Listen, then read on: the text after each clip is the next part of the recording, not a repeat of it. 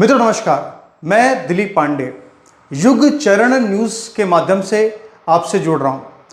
मित्रों मेरी आपसे प्रार्थना है कि आप जरूर इस YouTube चैनल को सब्सक्राइब कीजिए। बहुत सारे अच्छे न्यूज़ इसमें आपको नज़र आएंगे। आप चाहें तो वहां जाकर के इस न्यूज़ को, इनके वीडियोस को देख सकते हैं। इसके अलावा आप ज़रूर इस वीडियो को लाइक कीजिएगा, वीडियो को शेयर भी ज़रूर कीजिएगा। मित्रों आज मैं इस युग चरण न्यूज़ पर एक बहुत ही महत्वपूर्ण समाचार आपको बताना और दिखाना चाहता हूं। दरअसल मित्रों एक बहुत बड़ा समाचार आ रहा है बांग्लादेश से। बांग्लादेश के वो चीफ एडवाइज़र, सरकार के चीफ एडवाइज़र कहें उनको, प्रधानमंत्री कहें, कार्यकारी कहें, जो भी कहें, मोहम्मद यूनुस, वो अब भारत के सामने घुटनों पर नज़र आ रहे हैं। वो अब भारत के सामने अच्छे रिश्तों के लिए गिड़गिड़ा रहे हैं। ये कोई और नहीं, ये वही मोहम्मद यूनुस हैं जो अब तक ये कह रहे थे कि अदानी के साथ जो शेख हसीना ने एग्रीमेंट किया है पावर प्लांट को लेकर, बिजली को लेकर के, उसको वो रिविजिट करेंगे। ये वही मोहम्मद यूनुस हैं जो कह रहे थे कि भारत के साथ संबंधों को हम दोबारा से देखेंगे कि उसमें कहीं बांग्लादेश के हितों का नुकसान तो नहीं हो रहा है।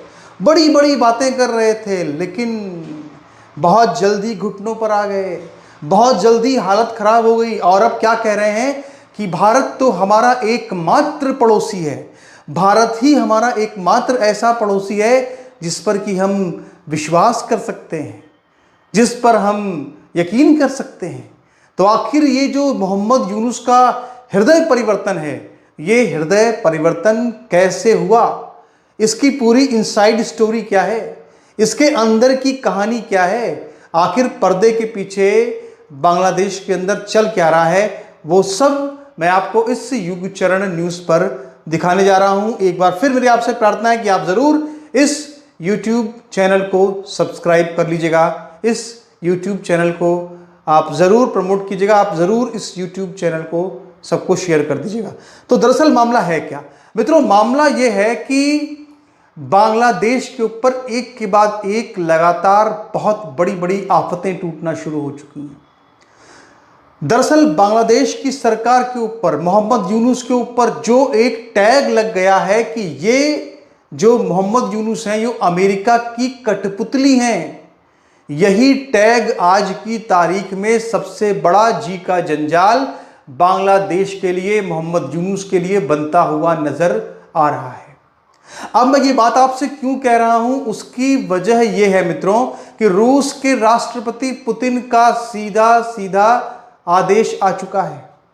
और वो आदेश ये है कि भैया 3 दिन के अंदर 5300 करोड़ रुपए वापस करो। ये आदेश पुतिन का आ चुका है। बांग्लादेश की सरकार को संदेश भेज दिया गया है। और ये किस बात, और ये मित्रों ये कोई मूलधन नहीं है, ये जो 5300 करोड़ रुपए की रकम है ये रूस का वो ब्याज है जो कर्ज 1 लाख करोड़ रुपया शेख हसीना के जमाने में बांग्लादेश ने लिया था।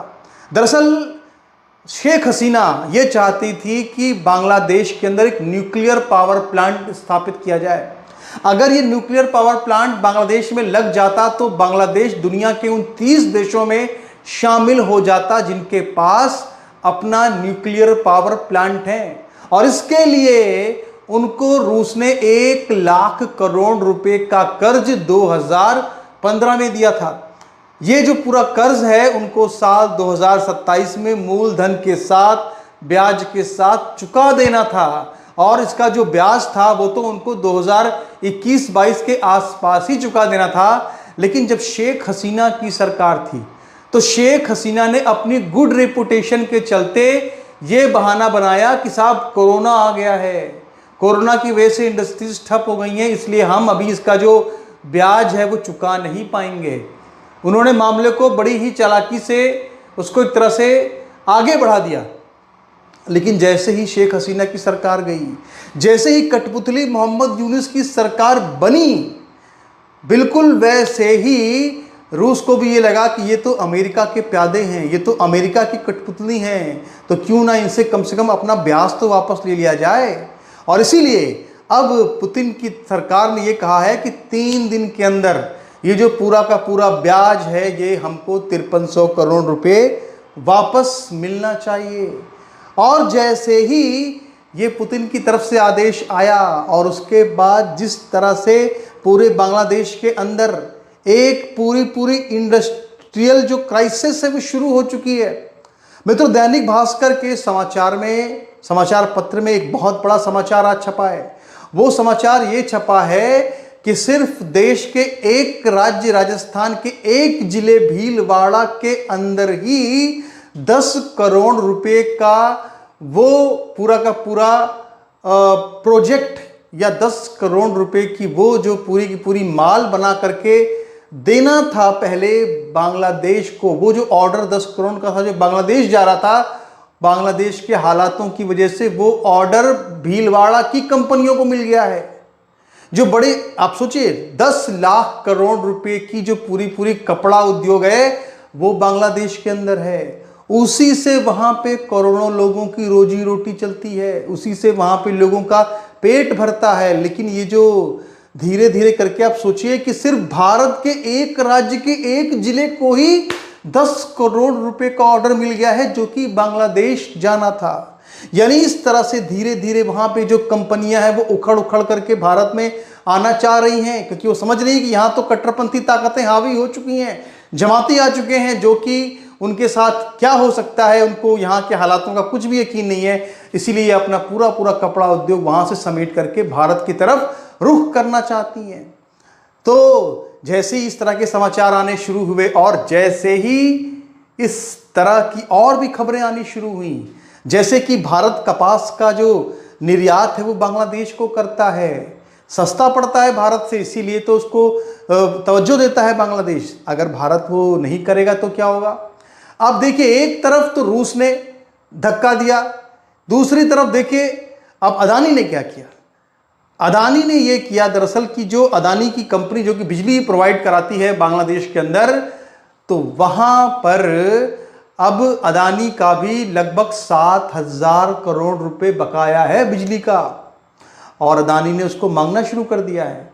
यानी वो जो अदानी से समझौते को जो हुआ था बांग्लादेश का शेख हसीना के साथ में, उसको रिविजिट करना चाह रहे थे जो मोहम्मद यूनुस। अब वो अदानी कह रहे हैं भैया रिविजिट तो बाद में कर लेना, पहले हमारा जो बकाया है 7,000 करोड़ करीब वो तो चुका दो। तो ये भी एक आफत आ गई।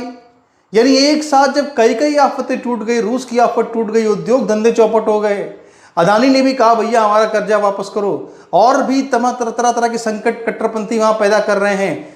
तो इसके बाद जो मोहम्मद यूनुस हैं वो घुटने पर आने लगे। और ये मोहम्मद यूनुस और इनकी सरकार किस तरह की कट्टरपंथी माइंडसेट लेकर चल रही है, जरा उसको भी समझना होगा। मित्रों, मैं आपको बताऊं कि पश्चिम बंगाल के अंदर जब दुर्गा पूजा होती है, जब महाअष्टमी होती है, तो वहां पे एक हिल्सा मछली का प्रसाद चढ़ाया जाता है। मतलब ऐसे जो हमारे तटीय इलाके बहुत से हैं जहां मछली उद्योग होता है, वहां पे इस तरह की परंपराएं मिलती हैं कुछ जगहों पर।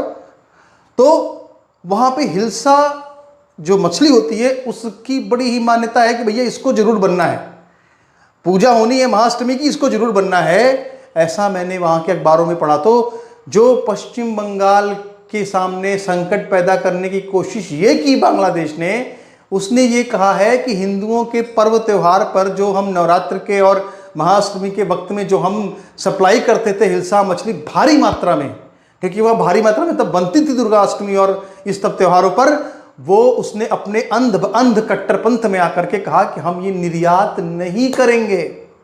ये फैसला ले लिया बांग्लादेश ने। ये उसकी धर्मांधता है, जो जिहादी सोच है, आतंकी सोच जिसे कहते हैं, उसका प्रतीक है। और लेकिन वो उसको यहाँ भी उसको समझ में नहीं आया कि आखिर तो उसको ही फंसना है भाई। बांग्लादेश के अंदर उसको इसलिए फंसना है क्योंकि हिल्सा मछली जो कि बांग्लादेश में बनती है, तो कैसे बनती है, क्योंकि मसाला भारत से जाता है, प्याज भारत से जाती है। जब प्याज और मसाला मिलेगा ही नहीं तो हिल्सा मछली कैसे बनाएंगे बांग्लादेश के लोग? कैसे? अगर मान लीजिए अदानी ने बिजली भी काट दी तो अंधेरे में फिर कहाँ ढूंढेंगे हिल्सा मछली? तो इसीलिए जब ये सब सारी बातें समझ में आई मोहम्मद यूनुस को, जब उनको लगा कि अरे ये तो हम फंस गए, तो फिर भैया वो आ गए सीधे घुटनों पर और भारत से गिड़गिड़ाने लगे, भारत के सामने घुटने टेकने लगे और ये कहने लगे कि भैया हमारी को बचा लो, रूस भी पैसा मांग रहा है, सब पैसा ही मांग रहे हैं, अदानी ने भी कह दिया भैया लाओ हमारा बकाया। तो इसीलिए हालात जो है वो बांग्लादेश के धीरे धीरे बहुत ही खराब होते जा रहे हैं। तो मित्रों, युगचरण न्यूज़ के माध्यम से मैं आपसे जुड़ा था और मेरी आपसे ये एक बार फिर से प्रार्थना है कि आप ज़रूर इस YouTube चैनल को सब्सक्राइब कर लीजिएगा, वीडियोस को लाइक कीजिएगा। इसके और भी वीडियोस आप देख सकते हैं, आपको पसंद नापसंद जो भी आ रहे हैं उस पर टिप्पणी आपको ज़रूर करनी है और इस वीडियो पर तो आपको ज़रूर टिप्पणी करनी है, ये मेरी आपसे प्रार्थना है। नमस्कार, धन्यवाद।